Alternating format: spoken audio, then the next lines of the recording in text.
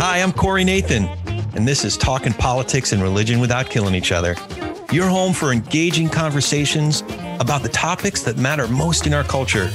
If you love nuance, if you want to better understand different points of view, if you're tired of the screamers taking all the oxygen out of the room, if you'll enjoy edifying, provocative, and fun conversations among high-profile public figures and regular folks like me, you love talking politics and religion without killing each other.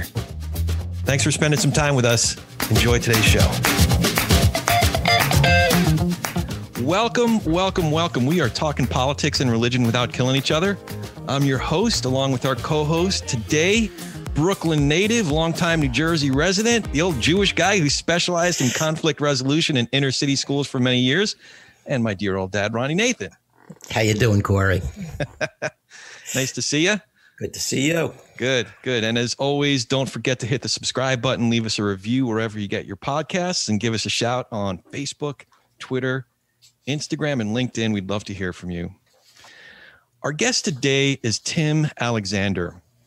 Tim has spent his life dedicated to public service and equal justice, currently a civil rights attorney and activist.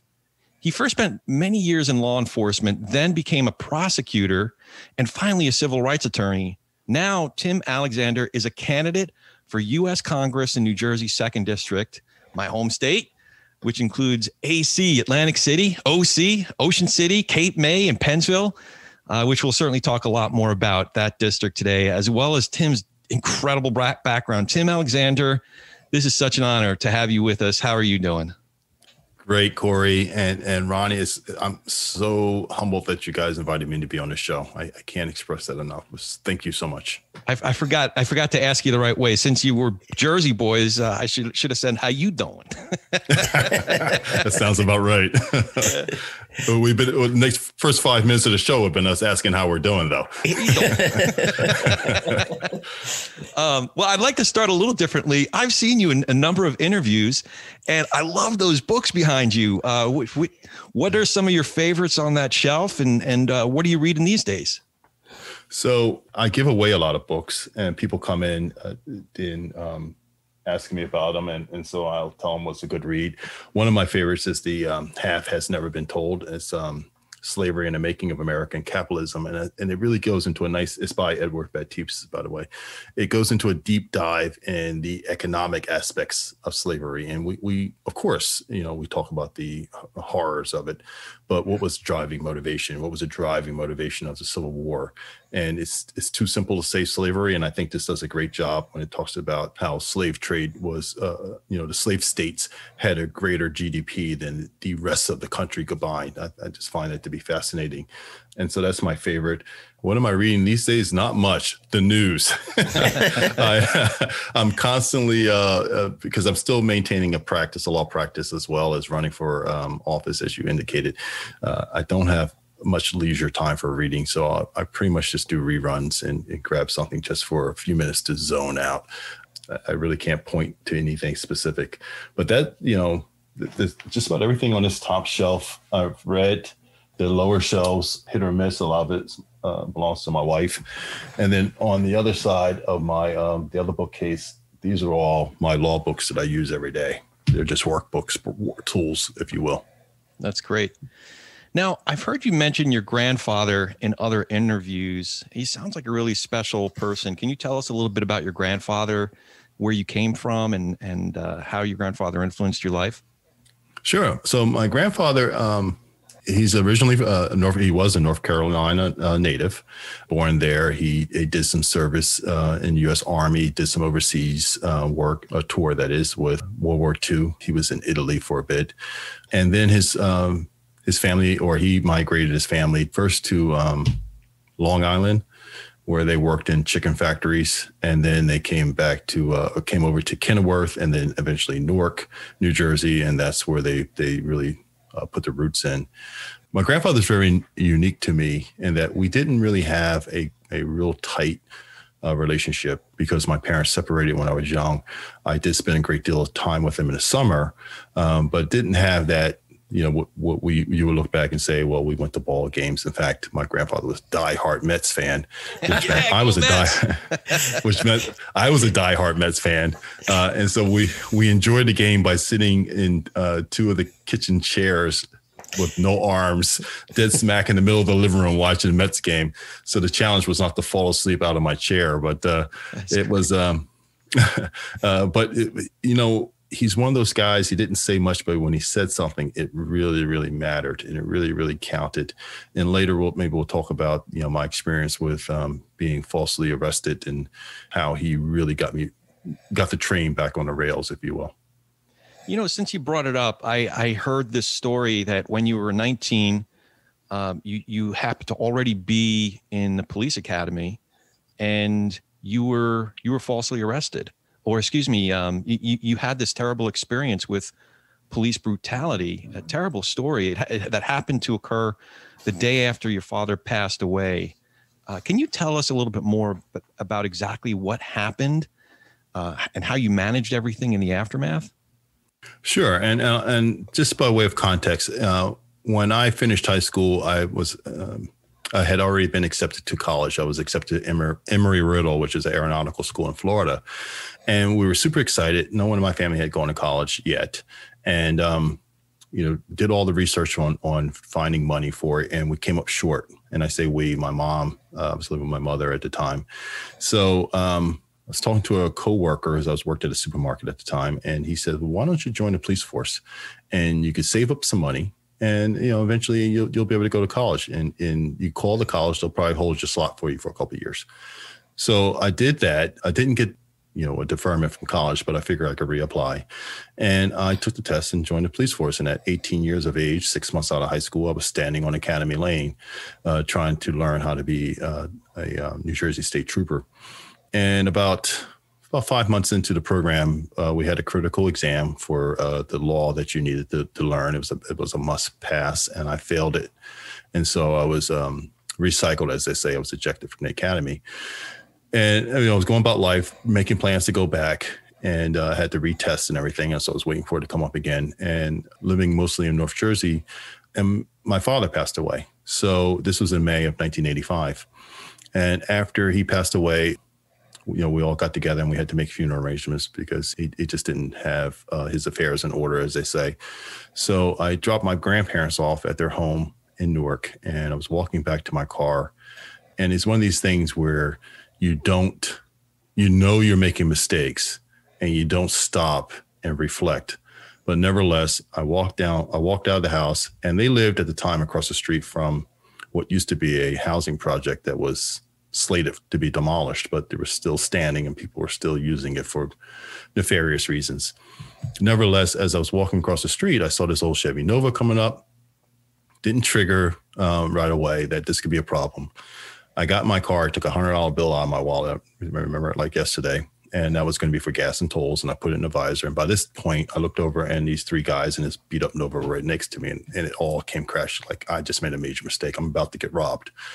So I put the car in reverse. And as I was just to back out of my parking spot, they got out of the car, and I could see the guy closest to me had a gun in his hand.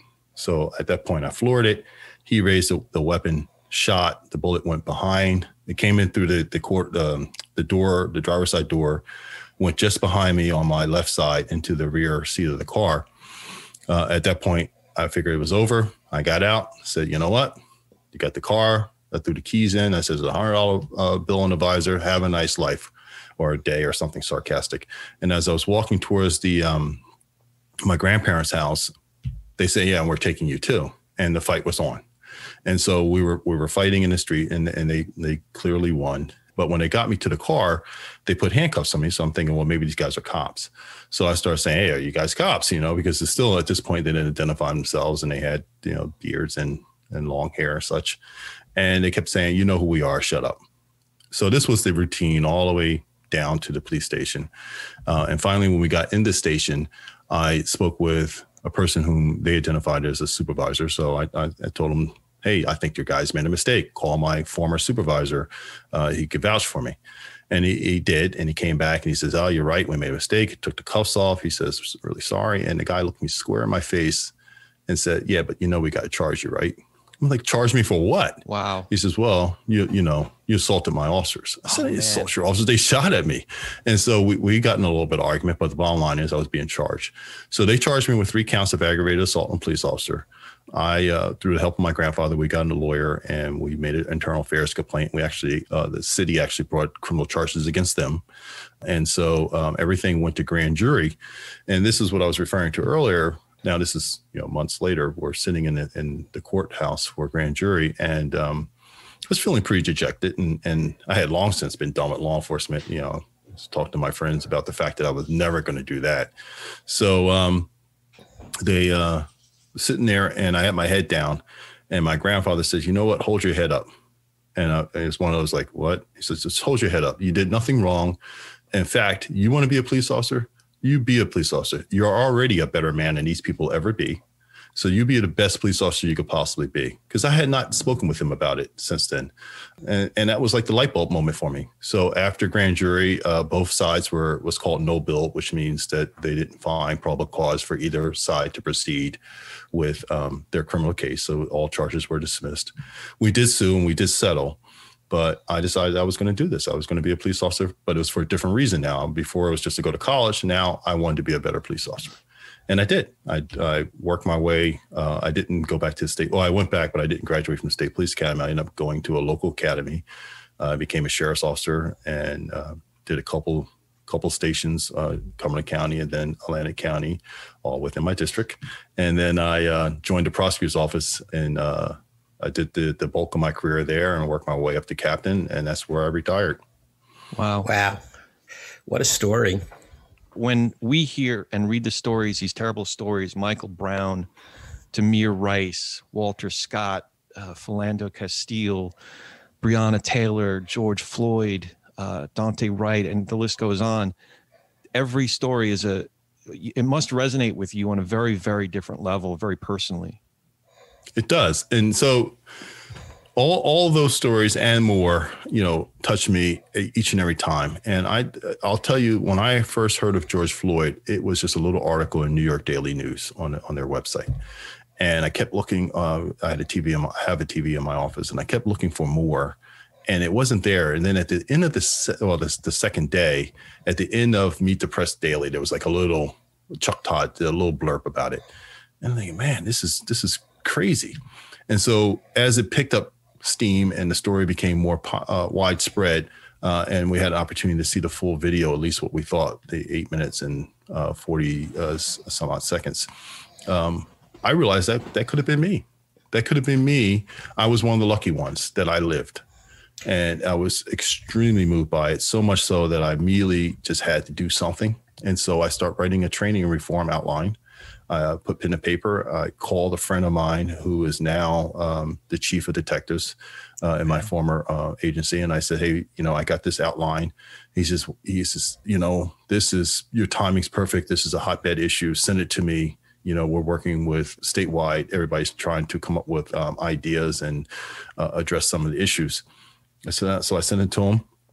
And, occasionally we talk about it, but that was like the seed that was planted. I didn't realize it for running for Congress, but it had bothered me so bad, and no one was talking about making change, and all the protesting and my wife and I and my daughter, we all went out, and my youngest daughter, we went out and we protested. My son, who's in DC, he was protesting and, just participating. And I just didn't see anything coming out of it other than, we're out there protesting. So as time went on, other influences came about, but that was a strong one for my decision to run for Congress. Oh, boy. Ironically, I had a very similar experience in my life when I was 22. In 1971, I guess I was 24, I had a business in Coney Island. It was a 24-hour-a-day business, but the bulk of the business was nighttime. And my practice, and it was a cash business, my practice was to knock off at about 2 a.m., take my cash, and we generated a lot of garbage in the business and carry the garbage on my way home to the dump. Well, I was walking on Surf Avenue, which is the big street in Coney Island, and a car is tailing me going in the wrong direction. of traffic. And I had worked 16, 18 hours for the $200-300 that was in my pocket.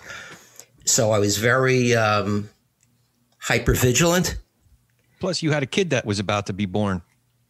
Corey was born that summer. He was my second kid at the age of 24.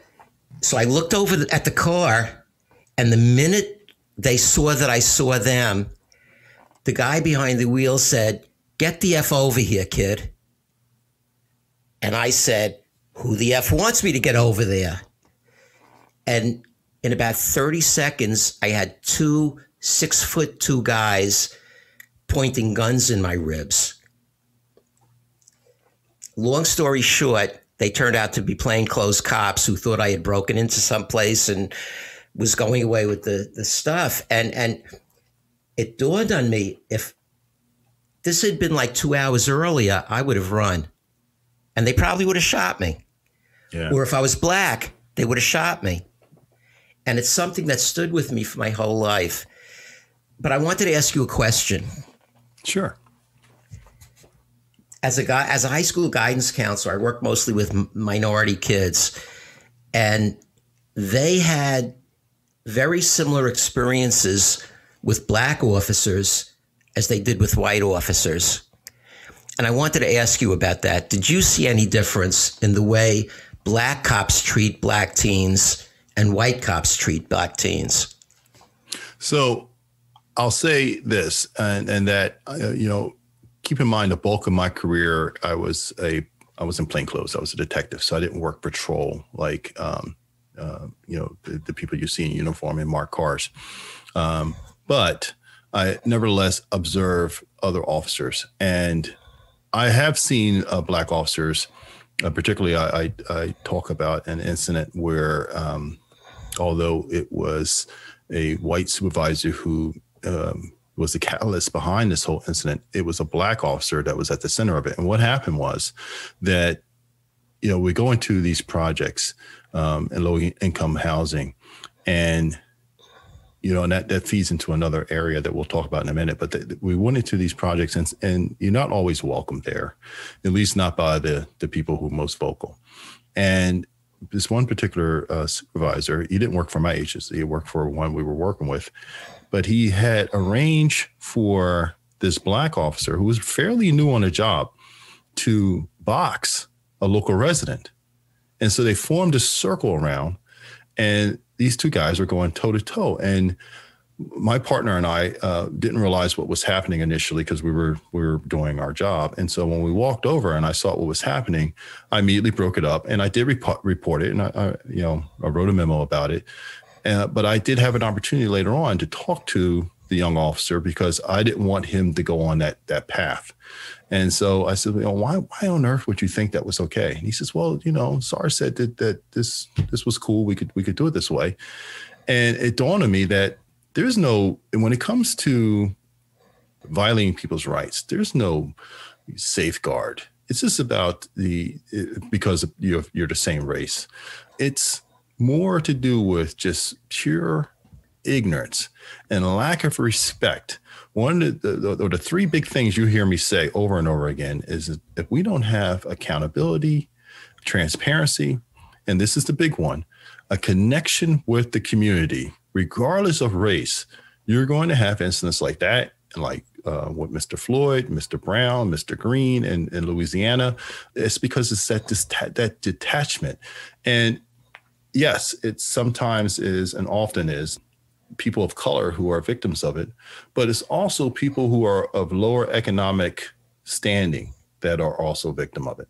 And I get pushback from other officers, and they'll say, well, number wise, there are more unarmed white men shot by police than there are blacks. And I point out the obvious about the percentages and ratio, but I also point out the fact that what was the social economic status of the unarmed white man? I bet you, a dollar each case, it was a lower economic status, because that also causes this weird detachment on a humanity level that I think leads a lot of officers to engage in that poor behavior until we, one, recognize it and start training it out of the system And quite frankly, we need to address that. We have this thing called the blue line, right? We hear about it all the time.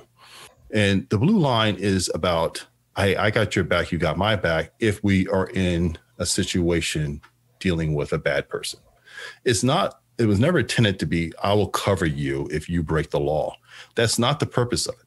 And so it somehow has morphed into that, and it somehow became this thing where no one informs. And we have to attack that square on with a law that says if Tim and Corey are on patrol together and Tim violates somebody's rights and Corey says nothing, then even if we don't make the case against Tim for what he did, we're going to make a case against Corey for failing to report it and failing to intervene, a duty to act.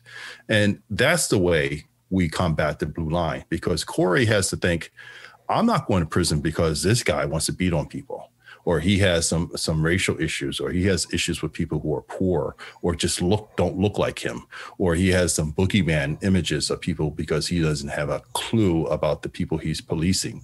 And that yet is another point about that attitude of you're policing as opposed to you're protecting. We will not get past this. And so those are some of the things that I would like to push. And those are the things we could push on to federal officers quite easily through legislation. And we could then attach money to retraining and revamping to encourage states, local and state agencies to get on board with the idea. So I think that's how we address that issue. And I know we're a million miles, so I'll say simply, because I hate when politicians don't answer the question. Yes, I've seen it. And yes, it's a problem, just as it is with people of different race. Something that I experienced early in my career and continued to experience throughout a 37-year career working with minority kids. When people who come from a middle class or upper class background find themselves in an environment that's strange to them, lower, impoverished environment, a black environment, and now you're a white person, they become hypervigilant. They become very, very sensitive and feel very threatened by very minor stimuli. I think part of the training is to teach people how to feel comfortable, secure, and normalize an environment that at the beginning is unusual to them. Because that's what happened to me. After a period of time, color didn't register with me when I was talking to a kid. And I found that kids really didn't relate to me based on my color. They related to me based on how I treated them. And I think that could be an important part of training in policing, especially. I think that goes to the point of something I definitely want to ask you about more. I've heard you talk about a requirement, a really healthy requirement in any kind of police training is having officers in training spend a lot of time in the community. I want to ask you about that in a second, but before we leave this other point, I'd really like you to tease out a little bit more. It seems that one could draw a straight line from your personal experiences of surviving police brutality to your work as a detective and prosecutor, now civil rights attorney. How has the experience combined with all of these experiences informed your view? Just tease it out a little bit more, how they informed your views of police reform, and more specifically, if you were to be elected and serve the people of New Jersey's 2nd District, what is realistic in terms of reform at a legislative level? So great question, by the way. And my experiences, I think, gives me a increased sense of empathy and sympathy, because I don't have to just empathize. I've experienced a lot of those experiences that people go through. And I look through my career, my trajectory as Tim Alexander, and as all those other jobs, and as a father of 3 beautiful children and a husband of a beautiful wife. And I see how I picked up little things along the line that brought me to this point today. And all that means is this, that my experiences will help me, has helped me understand the issues. I have no biases to bring to the table in this regard.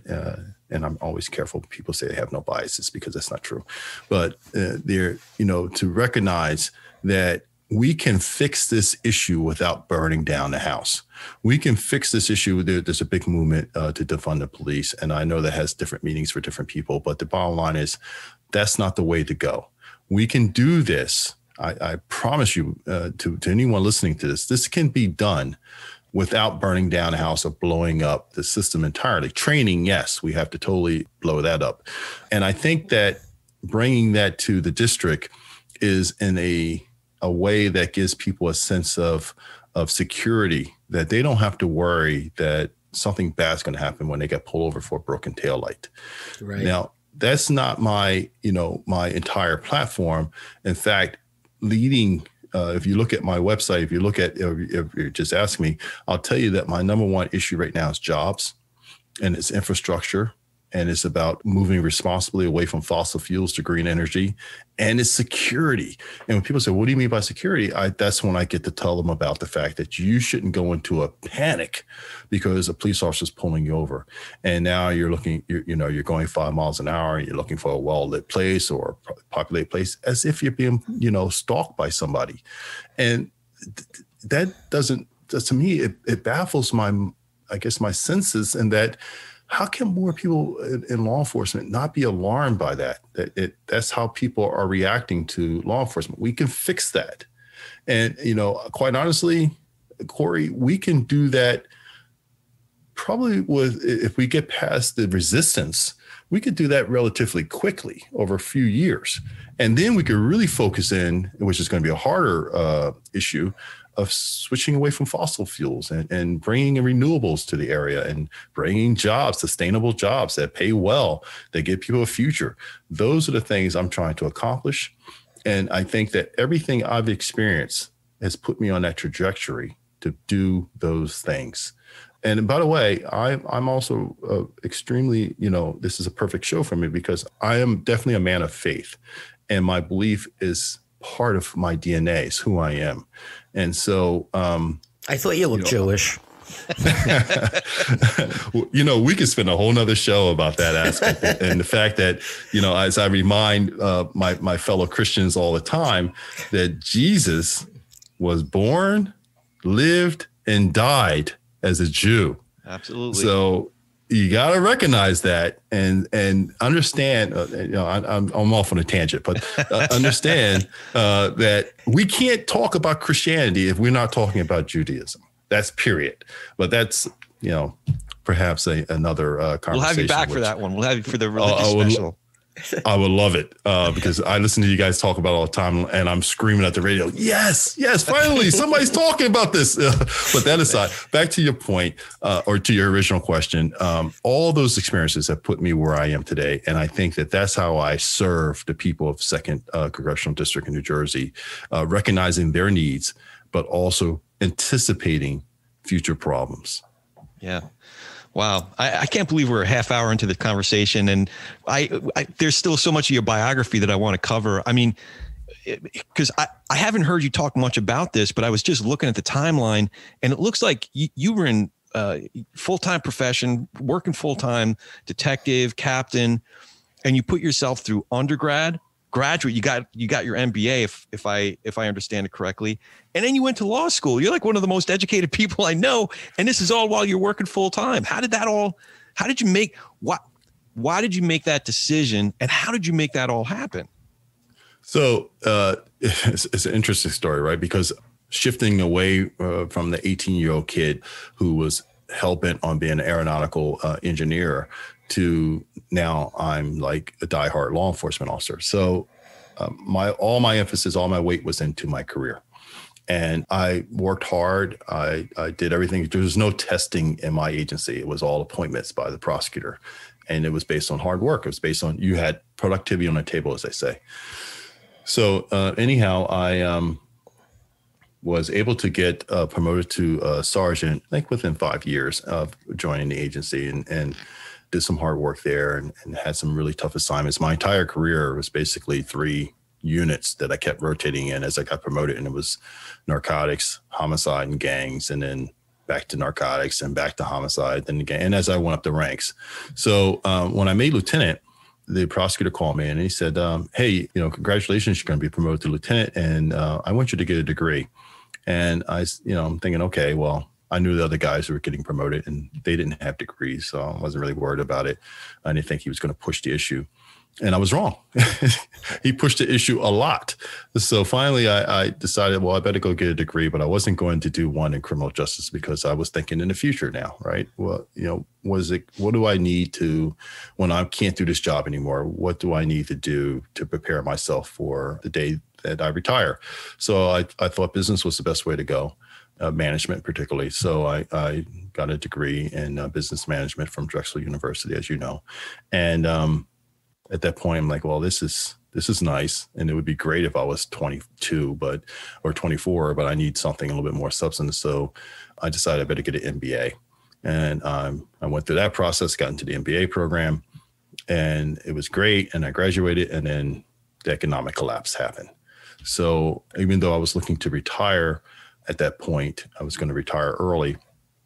I was competing with, and I was very fortunate that I had good conversations with hiring agents that, hey, you're competing with people who are out of a job who had 30 years in the private sector. We would have to teach you, you're coming from government, and we would have to teach you all these things. And after about 2 or 3 of those conversations, I decided I better get something a little bit more with a license, and talked to my wife about perhaps becoming a physician's assistant because I thought that was neat. And she's like, well, you always talk about civil rights. Why don't you become a lawyer? And I said, it's not a bad idea, but I'm not going to do civil rights. I'll stay with maybe security litigations because I'm going to make a ton of money. And and so I did. I got into law school, and I pursued a lot of business courses and SEC stuff, and then I took one seminar on civil rights, and I'm like, all right, I'm done with that. I think I'm going to do civil rights.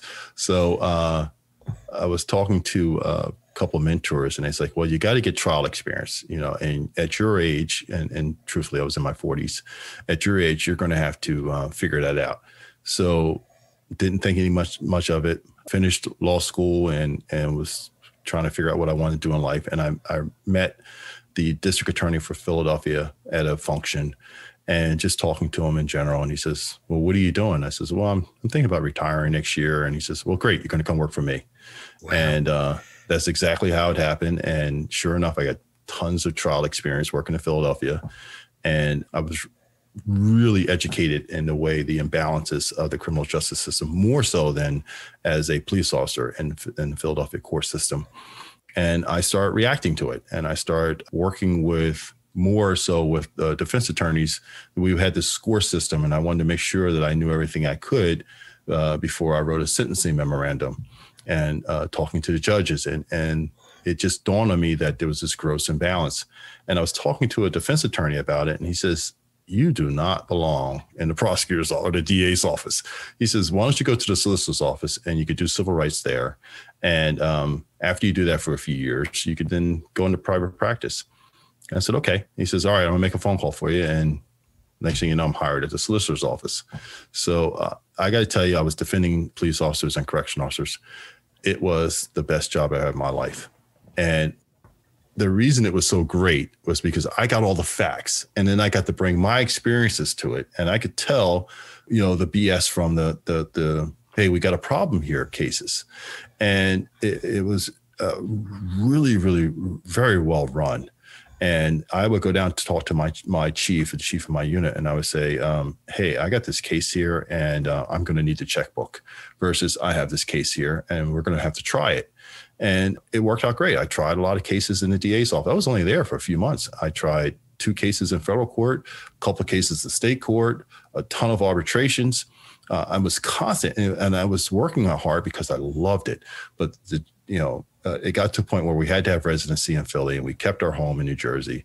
And one day my wife looked at me, she says, okay, well, I just did the bills, and I just got a question for you. How much longer is your little experiment going to go? Because it's starting to cost us some money. So I said, okay, I think I better go find a job in the private sector. And I did do a stint as a non-civil rights area, and I didn't like it so much. So I got right back into it, coming back to Jersey. And the rest, as they say, is history. Can I ask you a question that has to do with money and exactly the area you're talking about? This is something that I struggle with personally. I happen to think the system of cash bail is one of the worst offenses of systemic racism and bigotry against poor people that the system has in place. And I'd love to see it abolished. But I can't think of any other way of guaranteeing accused people will show up for their court dates. What alternative is there to cash bail? So, New Jersey did away with cash bail, and we have it. Obviously, there's still some exceptions, and violent crimes, of course, is the exception. But there's no bail, right? So with respect to cash bail, the program here, we have seen since 2017, I believe, about a 10% decrease in crime. So there isn't a direct finger pointing back to doing away with cash bail to that. But the reality is that whole boogeyman persona that, oh, you do away with it, you're going to flood the streets with criminals and it's just going to be mayhem, didn't materialize it here. We had, like I said, a 10% decrease. We did have a 3.3% increase in no-shows and a 1% increase in people out on bail or not detained. That is, about 1% of them committed new crimes. I don't have the statistic for what it was before with people on bail committing new crimes, but I can tell you from my experience, I know that if we, as a police officer, going back to my days, particularly working with drug offenders, once they got out on bail, they went right back to selling drugs. So right. That wasn't a deterrent, because that was, in many instances, selling drugs was their only source of income, and that was their survival. So they had no other choice. But all the ills that were pointed to that would happen in New Jersey didn't materialize.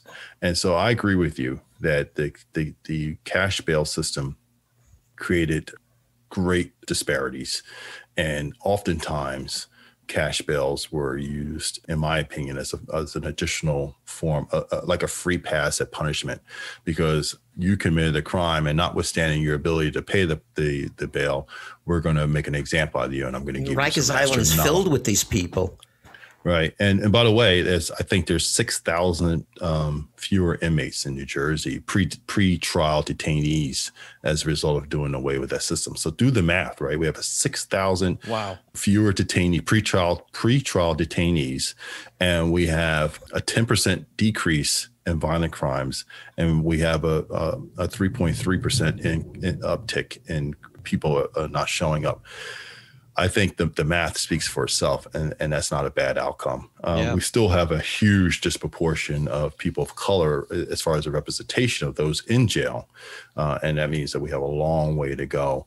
One of the things I point out, not necessarily in New Jersey, but I use it as a global example, when arguing about systemic racism in the criminal justice system, understanding what it is. One of the things that I was critical of Andrew when he debated Amy Kennedy, the person who ran against him in 2020. If Andrew's your opponent, we should tell the listeners. Opponent, yes. Well, we'll talk about that quite a bit in just a second. Yeah. Well, one of the things he said during the debate, the question was asked, do you believe that there's systemic racism in law enforcement? And he gave this crazy example. He said, well, what's systemic racism? I ask people all the time. I'm thinking, what do you mean you're asking people all the time? You're 60-some years old. You don't know what that means? And so he said, gave some crazy definition. Then he says, and if that's what systemic racism is, I don't believe it exists. And I'm thinking, oh, my God, how could you possibly give that answer? I don't care if you are a Republican, that doesn't make you blind to history and to the current situation. It just blew my mind. But to the point is that systemic racism is just interwoven in our criminal justice system. And it, again, needs to be eradicated and rooted out. We have to start talking about it, though. So, man, we could talk about police reform, training, recruiting. We haven't even gotten into that, but I do want to talk quite a bit about New Jersey-02, because it is a district that has a lot of similarities to quite a few other districts in the country. So let me just contextualize this for the folks around the country and around the world that are listening. as well as hopefully we'll get a lot of folks in New Jersey 02 that are listening as well. Currently represented by Jeff Van Drew, who was initially elected as a Democrat in the 2018 election. And then just about a year later, barely a year later, he became Trumpified. Mysteriously, I don't know where that came from, but, and now he's not just Trumpified. I'll just say it. I mean, he's flat out full-fledged QAnon. He signed the amicus brief for the Texas AG's crazy lawsuit. He voted to object to the certification of electoral college votes.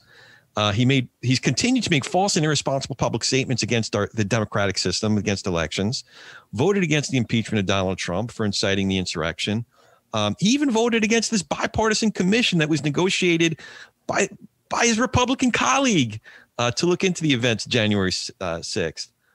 So he won in 2020 to get seated again, but he won with less than 52% of the vote. So, as someone who's very, very familiar with that district, this is more just kind of a prognostication, political junkie question.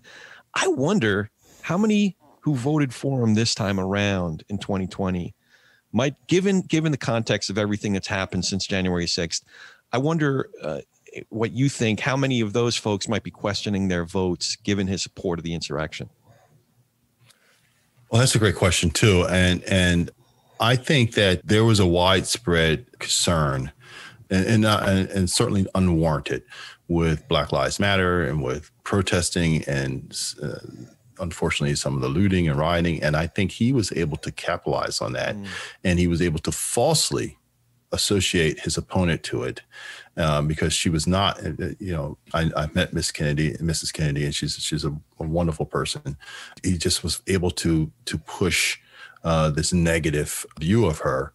And I think that, and on top of that, right, they did the old political playbook of making people scared to death of something that they don't quite understand, and then pointing to someone to say, and that's the person who you should blame for it.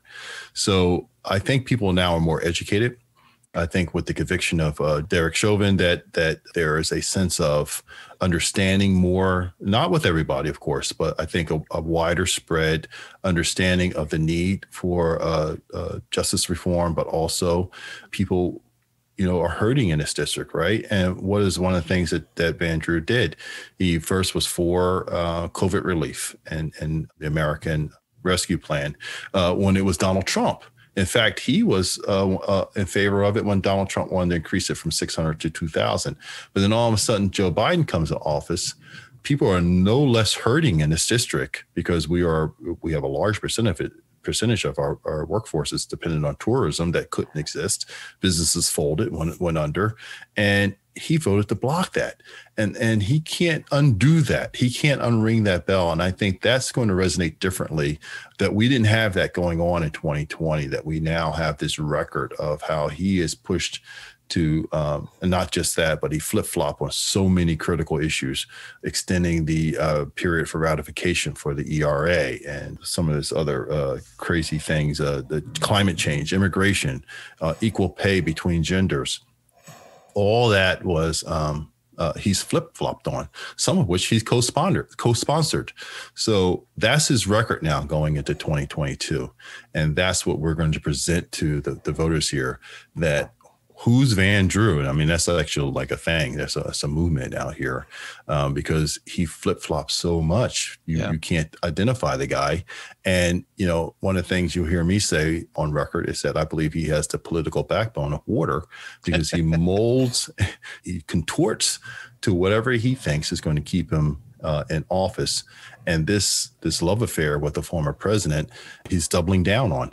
So I can't think of a more destructive and disruptive person to our political system and our way of life and our values than Donald Trump. And yet Jeff Van Drew is signed on full steam ahead with the crazy train.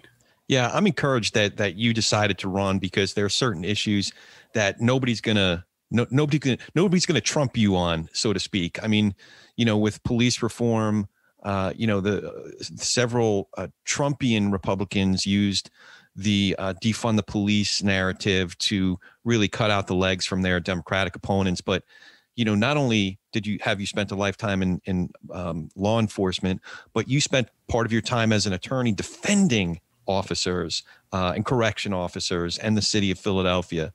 I would like to ask you about another few issues. Sure. Congressman Van Drew was just appointed to the Homeland Security Committee, which seems ironic given his record on some, I would argue, pretty pressing Homeland Security issues. Another committee he was named to is the Transportation and Infrastructure Committee. And I know that infrastructure is a big issue for you. Your differences with Van Drew on Homeland Security, especially violent domestic extremism, are quite stark. So I'd like you to speak to that, but also with regard to his other committee. Do you have a sense of where you and the current congressman align or diverge on infrastructure? Sure. And before we get into that, let me just touch briefly on Homeland Security, and that, it's the lie that led to the insurrection. Yeah. And we have these right-wing extremists who part of the storming of the Capitol, and Jeff Van Drew, he brought in on that. And, it's striking to me when I watched him. This is the lead-in. Excuse me. This is the lead-in on when I decided to run. Is that here we are on January 6th, and Van Drew and others are on the floor trying to block bringing in the Electoral College from Arizona and Pennsylvania, and then we see the attack occur. Incidentally, my daughter, who just had heart transplant surgery the day after Christmas, the first coherent phone call we received from her was on that day. And she called my cell phone. We were shocked because we've been getting calls from the nurse. My wife was in my office, and I answered the phone, and as clear as day, "Hey, Dad, do you see what's happening in Washington right now?" And we were like, whoa, let's talk about something else. But nevertheless, that was a moment for me. And, we lost a police officer that day. We lost another one to suicide after that. A young woman lost her life because she believed the big lie. And Van Drew was all part of that. And then what does he do after they literally pick up the dead and police the building? He goes right back at it. So the fact that this guy's on Homeland Security, when he won't even support an investigation into what happened, what led up to that, we know there's another lie, right? That, there was Antifa and it was Black Lives Matter, and that, it was a false flag operation. Okay, if that's your hypothesis, run with it. Now let's investigate that and see if it's true. We know it's not, but let's investigate it. No. We don't need to investigate it. Why not? Because, wouldn't you want to verify that what you're saying is true? That he's on Homeland Security? I find it, shocking, to be honest with you. And to infrastructure, yes, Mr. Van Drew has been a politician for 20 years. First in New Jersey as on a state level, and now as a congressman representing this district. And we have had a need for infrastructure changes in this district for a very long time, just like everywhere else in the country. And I can't point to any projects that he brought to bear that would help improve that. We have a potential for a wind farm off the coast. And this company is going to bring in approximately 200 turbines, wind turbines. It's a lot of jobs. There's a lot of jobs, and there's an issue with the fishermen. The fishermen, the way they were going to position these things, they're approximately a mile apart, but there's a federal law that says you can't operate a boat within a quarter mile of them. So that leaves the fishermen with half a mile that they have a hard time turning and navigating around in that. So how about we bring them to the table? As a congressman, I would bring the parties to the table and say, look, let's figure this out. What do we have to do to make this work for the fishermen? And another big issue down there in Cape May, this is Mr. Van Drew's backyard, is that there's a bridge, a drawbridge that is crumbling. And if that bridge fails, none of those fishermen can get out to go do their craft. So not only does that hurt them financially, that hurts our food supply. So these are the things that the differences that I think that are important to people to second, that Mr. Van Drew just failed on with respect to infrastructure. And the last thing I'll say to this is for how many years we've had the Atlantic City International Airport, the third longest runway in the country, my understanding. At one point when the shuttle program was running, there was a third alternative for landing the shuttle. It's been there for as long as I can remember. And there is no light rail from the Atlantic City International Airport, which is in Egg Harbor Township, New Jersey, to Atlantic City. It's mind-boggling that if I were, I don't care who the president was, if he or she were speaking of bringing $1 or $2 trillion of infrastructure money, I'd be salivating. I am now, in that we could get some of that money to actually connect Atlantic City International Airport to Atlantic City. Think of the jobs we can do and bring to the area. Think if we go the other way, because we do have a heavy diesel that runs to Philadelphia. But what if we had light rail that ran to the towns leading up to Philadelphia? And what if we had light rail running into the other parts of the district to bring people, give them access to all these jobs I've been talking about, as well as, I want to see us get away from the diesel buses. I know that they're supposedly better than gasoline, but how about we go to battery? We get smaller buses. We run them more frequently. We get to hire more people, and we give people access to things they didn't have access to before. I want to bring all these jobs, but they can't get to them because this is a rural area overall. So we got to make sure that we have these things in place, that we could run buses on a regular cycle. And by the way, a lot of people live off the shore. They would love to be able to say, okay, I know the bus runs every hour or every half hour, and or during peak period, maybe it comes a little bit more frequently. I could go down to the beach. I can hang out at the boardwalk as long as I want. And I know, I got 15 minutes. Let me start walking back and I'll catch the bus back home. How wonderful would that be? Yeah. And think of the people we're putting to work, but also we're bringing tourism dollars to our area. And we could go on and on, that Mr. Van Drew, I would say this about all our elected officials. If I could figure this stuff out sitting at my kitchen table, and the people in Washington have these very impressive resumes, why can't they? And then when I see Congressman Van Drew, I get that. I understand now, because it's not about serving the people. It's about self-serving. It's about serving or pledging your loyalty to a man. Yeah. Not the Constitution, not the state, not the district, but to a man. It just blows my mind.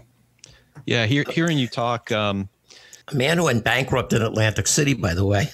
Yeah, that's why one of the reasons that your district is so. I'm so intrigued by your district. I graduated high school in '89, so a couple of my buddies, their first jobs out of high school, they were starting to build businesses. I had a buddy who started a plumbing business, a buddy who started a landscaping business, and in a couple instances, their first big projects were working on the Taj. Or working on other Trump properties. And I know two guys who were victims of of what Trump they got does. Stiffed. Yeah, they got stiffed. They had to pay their guys. Their good guys are paying their guys who are on their crews. But meanwhile, one guy never got paid at all. Another guy had to wait, 12 to 18 months just to get 30 cents on the dollar. But by then his business was already destroyed. But, I'm really encouraged to hear you have this holistic view, and I can see how issues like infrastructure, renewable energy, jobs, they're all intertwined. They all work together. And it's encouraging to hear you thinking about all of that and how they all work together. But you touched upon one other issue that I'd like to hear a little bit more about, and that is healthcare. Us all having gone through the pandemic, still going through it in a lot of ways. The need for quality, affordable healthcare is something that hit home way too closely for you. You mentioned your daughter. First of all, give us an update. Tell us how she's doing. That sounds like a major, major scare. Thankful that, she also served in the police, in law enforcement. So how's she doing? And then tell us a little bit about what you're proposing with regard to healthcare if you were to be elected. So thank you for asking about my daughter. She's doing great.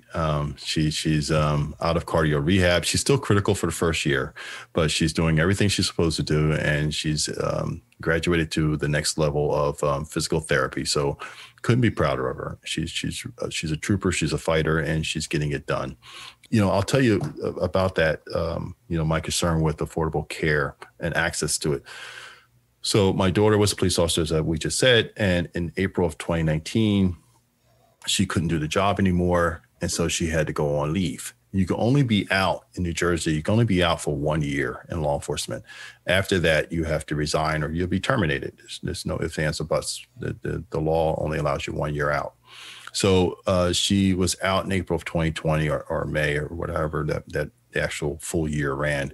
So she was out of, she lost her health insurance too. So now she couldn't afford COBRA because she didn't have a sufficient source of income. So she ended up going on Medicaid, and her health kept deteriorating, and she was going to a hospital that I think is a fine hospital, but unfortunately they weren't improving her situation. And finally, she was in the hospital for like her second or third month-long stay. And we had, my wife and I said, we got to get her somewhere else. So we started making phone calls, and we got her an appointment at Penn, University of Pennsylvania in Philadelphia. And so the plan was, as soon as she gets out of the hospital, we're going to get her right over to Penn. And we had the appointment schedule and everything's great, except she had another episode and she had to go back in the hospital. So she missed her appointment, and we were just befluxed. And this is one of my God is great moments where there just happened to be a cardiac team doing a rotation through the hospital. Wow. And the doctor coming through was talking to my daughter, and we were on a because COVID was in force, and so we couldn't visit her. We were on speakerphone, and my wife says, well, we really need to get her to Penn. We want to get her evaluated there. And he says, oh, well, I'm on Penn's transplant team. I'll get her over there tonight. And he arranged for transportation that night and got her to Penn. And within a matter of a week, she was doing way better, but she was still too far gone to save the heart. So this hospital moved at lightning pace. We're going to do this. We're going to do that. We're going to do this. And they kept doing things. And then it got to the point where, okay, we normally have these meetings on Tuesday to discuss her, if she's eligible for a transplant. We're going to do hers Thursday. And so part of that process, we had to be interviewed to make sure she had the support mechanism. And we go through all these interviews, and it's a 4-hour process.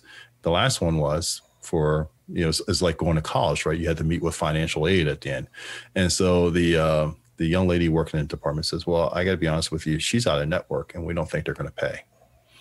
And if they don't pay, it was, I don't know, $1 million for the surgery. And my wife and I, we literally sat at that table and in our kitchen, probably 1 or 2 o'clock in the morning, and we figured it out. We're going to sell the house. We're going to get a small place. And, we had everything mapped out what we were going to do. We were not going to saddle this 33-year-old at the time with this hospital expense. We prayed on it and we went to bed. And the next day we woke up and later that afternoon we got a call. Oh, Medicaid's going to pay. Wow. And nobody should go through that. Wow. Right. And so we have yet another happy ending to that story because she didn't have the surgery and it all worked out. What I want to do is expand the exchanges, or at least help push for expansion of the exchanges.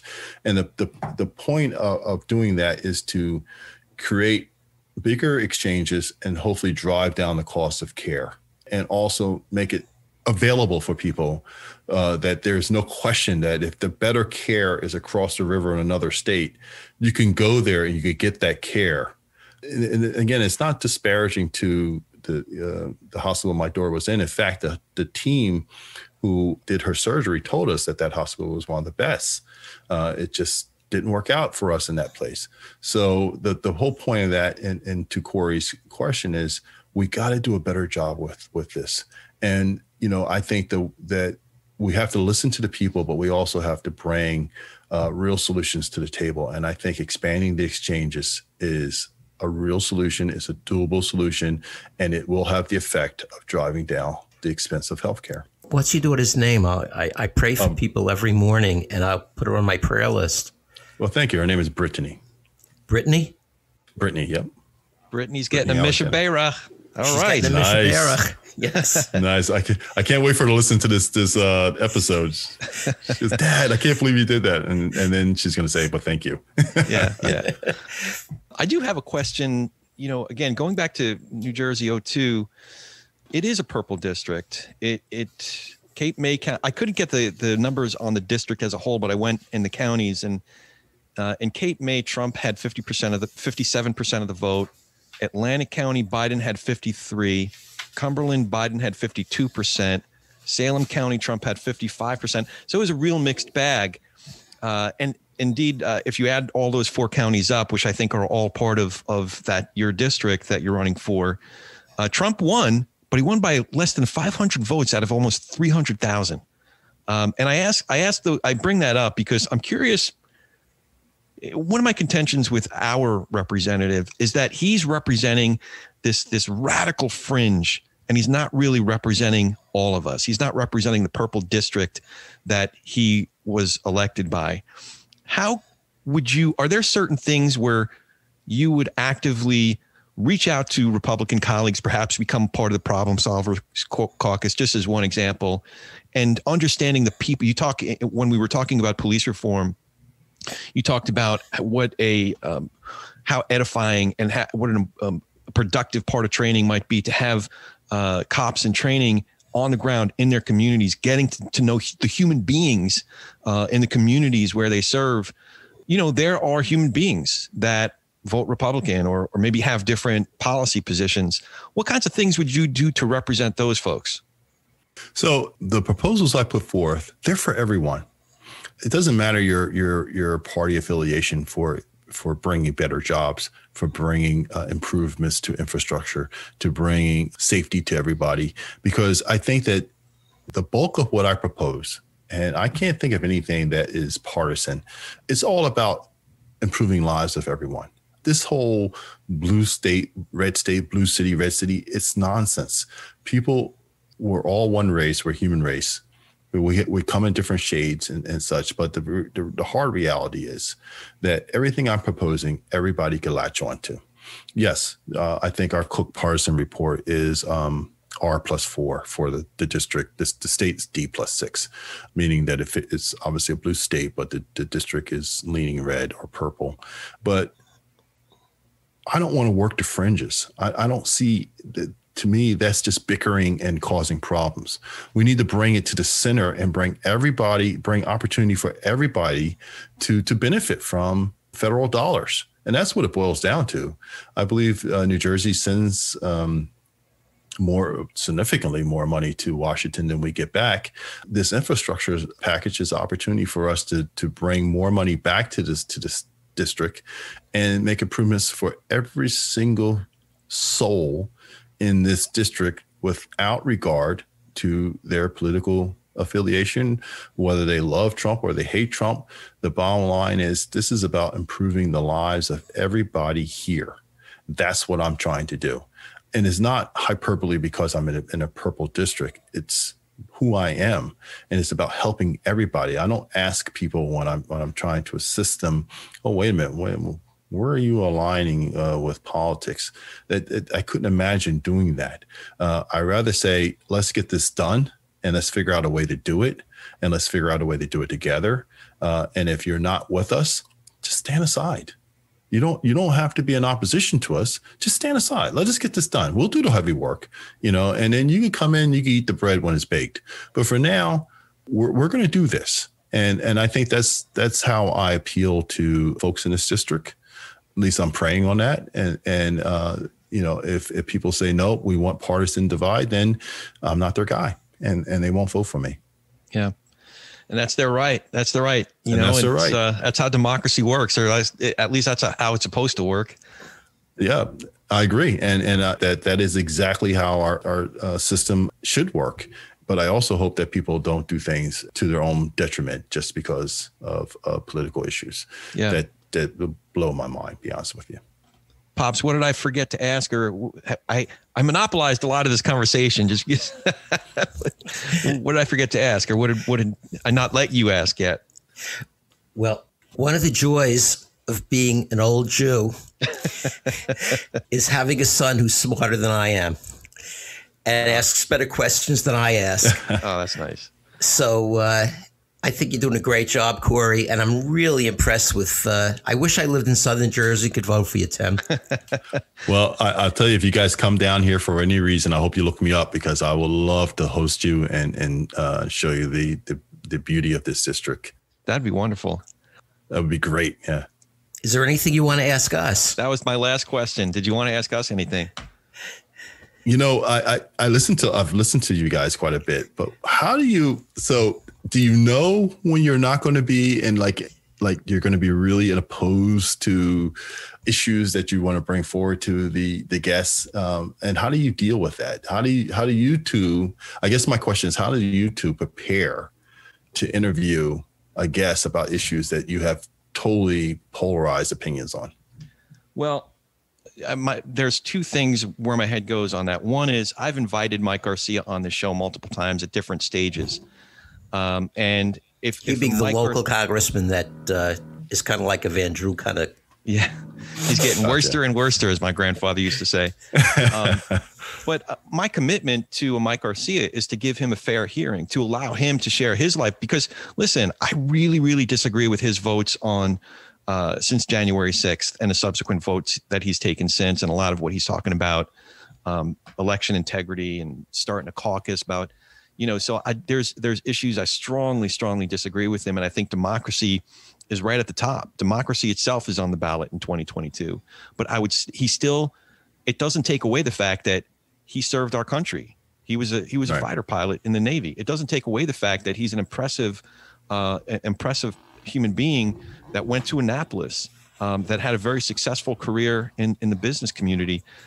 So my commitment to Congressman Garcia would be give him a platform to share that story. So instead of just, that's the guy that voted this way or that way, all of a sudden now he's a human being. Now, it doesn't mean that I necessarily agree with him on these critical issues, but I think if we humanize those folks that have these stark differences, I think maybe we can persuade each other. Maybe I can at least understand why you'd vote to overturn an election. Right. I don't think I could, but maybe there's something else that's even more important that we could find some common ground on. I don't know.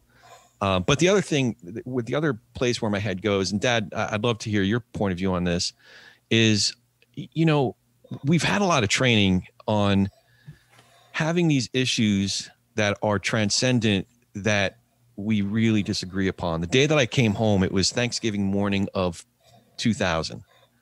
Lisa was pregnant with our oldest, my daughter, and I told my dad first, and then I told my mom that I was a Christian. And the years after that were fraught with great conflict on so many levels: emotional, spiritual, filial. When he says great conflict, he doesn't mean big conflict. It was big conflict. What he means is productive conflict. Well, it ended up being productive, but I say transcendent because it was something that didn't just affect me or you. It affected us from generations past. One of your letters opened up with, I think I just told this story to somebody else. The invitation to my bar mitzvah, and I was bar mitzvahed in an Orthodox synagogue, led the whole Torah service, and the invitation to it started with, as my father and grandfather before me. So, I recognized in coming to this revelation that it had implications that transcended generations, that we had people in my family that the generation that I knew personally, who literally their sisters, their cousins, their aunts, their uncles, these were my cousins and uncles who literally died just simply because we're Jewish. So yeah. I bring this up because if my father and I could have these conversations over such serious conflict, such serious differences, I think there's hope for us about what the minimum wage is. You know what I mean? I think we could figure out the minimum wage. So I think you're spot on, by the way. As a family, for you to be able to get through that, particularly understanding the importance of keeping the Jewish line going. And your father is here and he's doing this wonderful show with you, and he's very supportive, and it's clear that you're always his son, and he loves you dearly. I think you're 100% correct. If we could figure this out. There's another piece. I respect both my sons. They're men. I raised them my wife raised them, and I was part of the show, to be independent people, to be moral, ethical people. And that's, for me, that's the bottom line. I mean, if you are a moral, ethical person and you're honest and trustworthy and have good values, everything else is cosmetics. You know, everything else is negotiable. The bottom line is the quality of your soul and who you are as a human being and how you treat other human beings. I think one of the things I learned in my professional training, I used to mediate disputes in the New York City public school system between gangs after murders, after really serious violence. And one of the things that I had to learn was that conflict is not a bad thing. Conflict is a human thing. It's how you process conflict that matters. If you process it with respect and dignity toward the other person or the other group, no matter how much you disagree with them, then the conflict is a good thing. Even if you come out of it disagreeing with each other, you come out of it respecting and understanding each other just a little bit better. And that's when a human being elevates himself in the way that God wants us to. That's how we bring light into the world. That's how we bring righteousness into the world. Kuno on, baby. What were you going to say, Tim? So, I used to say this all the time. People were talking about some of my proposals and they would push back and say, well, how are you going to get that done? And I would say, well, we could send a rover, Mars rover, to Mars. And from there, we could control it. And then we launch its own little helicopter around. We fly it all from Earth. If we could do that, we could figure out anything. Now I'm changing that to, let me tell you about these two guys, Corey and Ronald Nathan. If they can do this and I'll tell the story, then we can do anything. That is impressive. And I'm floored at you, Stu. It is a wonderful thing you have going here. And thank you for letting me be a part of it. That's awesome. I thought of a story of if I met like somebody from another planet, a life form that we could communicate with from another universe or whatever, what would I use to say, humanity is a good thing? And the first thing that always comes to mind is Louis Armstrong's rendition of La Vie en Rose. That, you listen to that horn solo at the end and that one note that he hits at the end, you can't not think that like there's something good about humanity. You know what I mean? So now we're going to do another episode about jazz, it sounds like, because we can start talking about Oscar Peterson and Charlie Mingus and so Louis our Armstrong. Third dog is Charles Mingus III. There you go. So, I hope he's a hell of a bassist too. Oh man, this is yeah. I definitely, if I could get you back and we'll just talk about religion and jazz because they're related. You want to see religion at its best and democracy at its best, just listen to jazz. And that's what it sounds like. So we're already halfway through the conversation. I love it. Oh man. So I'm sorry. We can go off in a lot of different directions, but I really do want to have you back, especially as we get closer to the election. I'd love to have you back and I'd love to see you. If I get to Jersey, which I will, I'd love to, I don't know if election wise, I'm allowed to buy you beer or whatever, but I'd love to do what I can and just, but speaking of which, how can people find you online? If folks wanted to support your campaign, how can we find you? Sure. And so I encourage people to just visit us at timalexanderforcongress.com. That's our website. And you could read, really do a deep dive, and it's links to articles and other things. And of course, if they want to support us financially, there's a link for that as well. And they can follow us on Twitter. It's TAlexander_NJ-02. It was just recently verified. So I'm happy about that little blue check mark. And blue check, yeah. Yes. So I hope that people will look us up and just do a deeper dive. And if people from the district are listening, I hope that at least something resonates with them, that there is a better way for us to utilize our congressmen. And, and I didn't even get a chance to talk about the fact that I want to make all these little local committees that would help me in dealing with issues coming from Washington. We review bills to see which way they would want their congressmen to vote on it, because, this stuff being done in a vacuum, these things that Jeff Van Drew is doing, he has no clue if he has support of the district. He won't know that until the election. And so it'd be nice if he were to just ask or set up committees like, hey, do you think there was a widespread election fraud? Because if the answer is, I don't care, what's that got to do with us?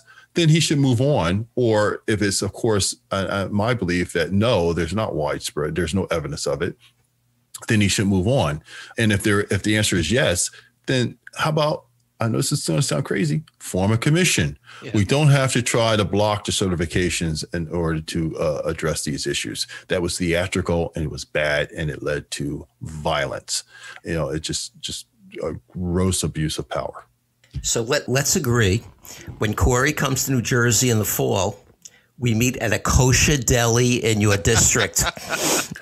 Sounds like a plan. A plan. Right. And I know the spot we're going to go to is in Market, kosher. New Jersey. I heard you. We're good. So all right. Sounds I'll put great. The link to the website as well as your Twitter handle in the show notes.